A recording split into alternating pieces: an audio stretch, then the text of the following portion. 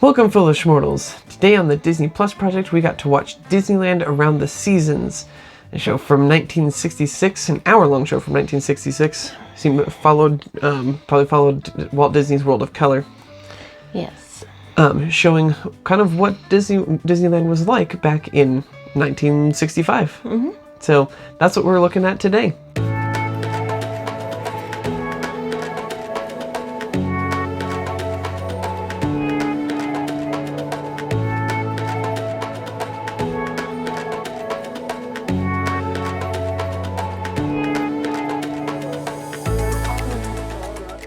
So before we get into this, make sure if you are not subscribed to the channel, you hit that subscribe button down below. Also make sure to leave us a like and a comment and let us know any other shows and or movies that we should watch. The first thing that I had told Anna is that I had expected this to be like an hour and a half long, and I'm not sure why. I feel like I just expected it to be like more of a full-length feature thing rather than a TV thing, even though I knew it was a TV thing and they didn't do hour and a half features on TV at that time. So I don't know. I don't know what I was thinking. I know it's just an hour-long little kind of documentary almost, with Walt Disney talking about some of the new attractions and things that had started in Disneyland in 1965, in the first year of our second decade, is what he said. Yep. That's what he kept saying, and he mentioned that over and over. It's the first year of our second decade. I was like, we get it, Walt. We get it. Yeah. I wanted to make sure you didn't forget what year it was. He had a lot of pride in the fact that they'd been open for a decade. Yeah. They were going another second. That's true. He had a lot of pride in that. And Yeah. so He had a lot of pride for Disneyland in general. Like, that was his baby. That was his baby. Like, you can, all of the animated movies and everything like that, sure. Disneyland was his baby. I mean, he did love doing things for kids, like, and he intended for Disneyland to be for families, but especially for little kids, so that they could always have some sort of magic in their lives, essentially.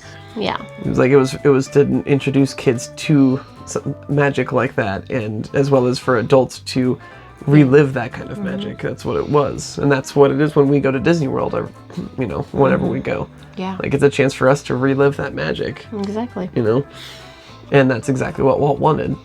So, yeah, it was just a really cool look at what was going on at that time. So, like, they'd released Small World into the wild, out of captivity. They had just recently opened It's a Small World, which was up until the time that Walt died, which was probably, just a few months after this was recorded. But it was his favorite attraction that they had. Yeah. Because he really loved getting other cultures into it. He loved bringing in I think he said something like 100 other cultures that were represented. I feel like it's more than that, but it might be. But even that, I think the number he gave was that he said over 100. Maybe. I think is what it was. Yeah. But to represent like everybody from like the British Queen's Guard to the like Mexican flamenco dancers, I think they had some Zulu warriors or something like that. Yeah, the Taj Mahal, Cleopatra. Yep. So they had cultures from all over. Like, Walt Disney absolutely loved Small World, and he loved talking about it, and he loved writing it. Like, one of the things that shows in there is him writing it with a bunch of other people. It's him and actually I think Roy was writing it with him, and then in between Roy and Walt was this little kid, just a random little kid.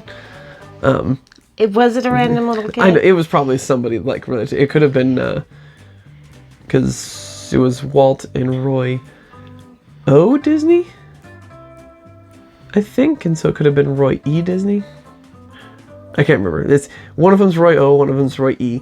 And it could have totally been Roy Disney Jr. I think that first boat was like his family, and then could have been, and then the other boats were all of the kids from other countries. Yeah, because he brought. That was another cool thing, is they brought in a bunch of people from those other countries and cultures, and I didn't necessarily know this, but they had brought in they'd each brought in bottles of like river water or something like that from their country and dumped it into the Small World canal.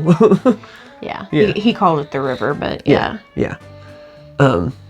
Which was really, a really cool thought, except that eventually they had to drain that to clean everything and then refill it with water, so all that water's gone now. But they actually really don't drain very often, but they have this like huge pump system that filters, and so That's it's true. really Yeah, like it's gone. yeah. But no, it was a really cool idea, because they're just, at one point during that, you can see all of them like dumping the water from there. It's a really cool like representation, whether it's actually still there or not. I think it was just a cool thing for him to do. And then to see them all there, and a lot of them were wearing like their traditional like cultural garb. Like not all of them, but a lot of them were. And that was something that was really cool to see too. And then them getting on Small World and riding around on It's a Small World while wearing that. Yeah, that was really cool to see, and him talking about the clock and. Oh yeah, because he kind of talked about the mechanisms of the clock, and every quarter hour is when it does the show. Yeah, something like that. Yeah, every quarter hour it does like essentially a little like show on the clock to talk about the time. Yeah, and he said there's quicker and easier ways. Easier and quieter ways to do this, but they're not as much fun. That's what he said. And I was like, yeah, that's true. They aren't as much fun. But do you think that he would enjoy what Small World in Disneyland California looks like now? The changes they made with putting in Disney. For those who don't know, they changed it and have put in like a bunch of Disney characters into Small World. I think not having actually seen it myself, I think as long as it's done well, I think he would be okay with it. I think his real issue would be is if they destroyed the ride completely. But from what I've seen of it, I think that he'd be okay with it at bare minimum. Well, I think he always talked about how Disneyland should evolve and change with the times and new technologies and things like that. And I think he would understand that Small World was losing traction, and by bringing the IPs in, that it helped. It started to bring people back in. Yeah, that's true. But then after that, they talked about the designing and building of New Orleans Square, which they don't really have in Disney World. We have Liberty Square in Disney World. Yeah, that's what I was complaining about, how kind of almost, I don't know, stupid Liberty Square Yeah, is. she doesn't like Liberty Square. But yeah, they have New Orleans Square in Disneyland. And he was talking about the design of that, and like they had a little bit where there was like a jazz marching band going through. That was pretty fun. That was pretty fun to watch. They would just like march through New Orleans Square at random, and they would go into like a restaurant and like march through the restaurant and then up onto the stage and play on the stage. And that would have been really cool to see, because I don't know that they really do that anymore. I don't think so. It'd be really cool if they did. It's so much more crowded that I don't know that they could. Yeah, that's true. Without, like, they'd have to block the whole street off, and then it kind of loses the charm. Right. That's true. What's it? Oh. But then after that, because he didn't talk much about the New Orleans Square thing. No, it was just mostly that it opened and it was a thing. That was pretty much what it was. And it was like, oh, it's inspired by the jazz music of New Orleans. At one point he was talking about the New Orleans Square also being based on Gay Perry, which I was like, all right, I don't really get that, but I think that's where a lot of the architecture and stuff for New Orleans came from. It is. So well, I mean, it used to be a French territory, so that's probably why. And that's, yeah. But then after that, he talked about the Christmas Fantasy on Parade, which is one of the first Christmas parades that they did at Disneyland. Which now they do, every year they have a Christmas parade all the time. And let me tell you how parades have changed at Disney. Oh boy. That parade was just so weird. I don't know. It was... I think mostly just because the characters were creepy. I think that was the biggest thing. Yeah, and we're seeing it from, like, we have like, much more advanced parades and better costuming and things like that. So I think we're seeing it from a different perspective than those at the time would be seeing it. Right. Yeah, But... no. Because, yeah, the characters were really, really creepy looking. Or didn't look anything like who they were supposed to be. Yeah, exactly. Mary Poppins didn't really... She looked like real unenthused and didn't like she didn't want to be there. Snow White didn't look quite right, I don't think. Her hair was like really long and yeah. It was a little bizarre to watch, but then like you watched all the kids in the crowd and they were totally like hamming it up and they loved it, and then most of them. There were some of them that were terrified. There were some kids that were terrified. They had the reluctant dragon. I think that's what most people. That's one of the ones that scared. But no, there was a couple other little kids that were scared of some of the other ones. Yeah. But yeah, the reluctant dragon came out, and a lot of the kids were terrified of that thing. I would have been too. That thing was scary looking. It looks like the reluctant dragon, I guess. So I didn't really think about it. But yeah, it was just kind of bizarre to see. But like I said, the kids there were into it. So obviously, at the time, it looked pretty great. It must have. Yeah, that also gave you a chance to see like all the people that were there at the time. You know, in the mid-'60s. Got to see all the kids that were there and all the adults that were there. You got to see the different styles of the '60s.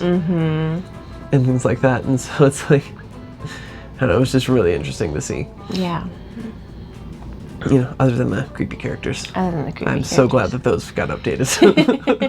I would have been terrified. The other thing that I really liked watching about this is, looking back on it, you know, I know now that Walt was really sick during this, during when these things were happening and during the filming of this.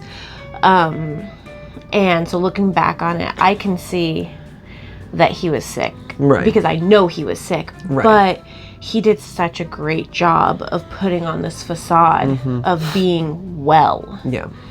And keeping up those like high spirits and being playful and smiling, and even though like you know now he had to have been absolutely miserable. Right. But yeah, and it came as a shock to everybody when he died. And they were like, "Oh my God, what did he die of?" And they were like, "Well, he had lung cancer." And everybody was like, "What are you talking about?" Because nobody knew. Even a lot of people that were pretty close to him didn't know, because he didn't want them to know. Yeah. He didn't want anybody to know. He didn't even want anybody to know that he smoked. And actually, there's a line in, I think it's mentioned in the what's that movie? Saving Mr. Banks. Oh. I think it's mentioned at one point. That he did. Oh, it was because she was trying to go into his office to complain about something, and the secretary was trying to stop her because he was in there on like having a smoke break, and he doesn't want anybody to see him. Yeah. And at one point, his statement was like of why he smoked was because a man's got to have his vices. To me, there's better vices that he could have had. You know, it's like I have vices too, but that's not one of them. But it was a different time. Smoking wasn't seen as something that bad. It was seen more as like a cool thing to do still, like at that point. It wasn't until like the 80s or 90s. I think it was the 90s. It really became a issue.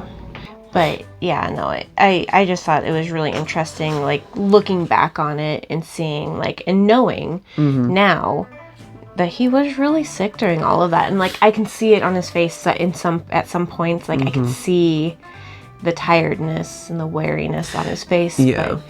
But then at other points, it's like, he has that face and he's gonna like... He's still got his playful attitude when trying, acting like he was gonna hit the kids with the car in the parade. Yeah.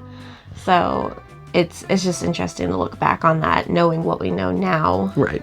And seeing those kind of things. Yeah.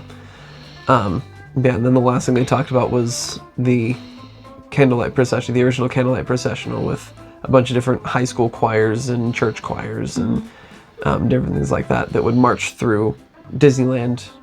I think just on Christmas Eve they would march through Disneyland. They do the. I don't remember if it was on Christmas Eve or it's on Christmas Eve now. They do it. Yeah, Christmas Eve now. But I think they have it more often than that too, though, because it's supposed to like follow the parade. So maybe like the Christmas parties. Mm.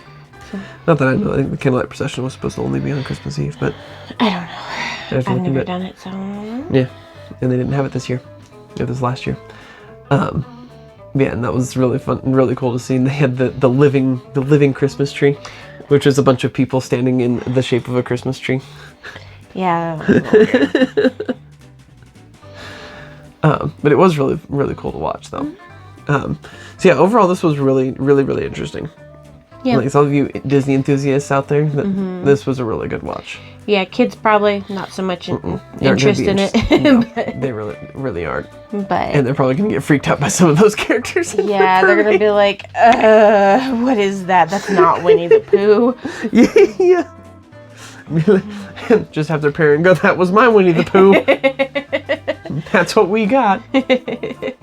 But I mean, that's the technology they had at the time for the costumes. They didn't really have another option. I know. So. But. Yeah, no, it was a good watch, and like I said, it was only an hour long. Yeah. And so it's not something that's like, out of the realm of, it's gonna take you forever. So. I think it's definitely worth watching. Yeah. So. Next week we will be doing a couple of Spark shorts. We are watching Burrow and Wind. So we're gonna do a couple of Spark shorts. They're generally, each one of those is like between 5 and like 8 minutes or something like that. Yeah, they're all pretty short. Yeah. So I mean, they're Spark shorts.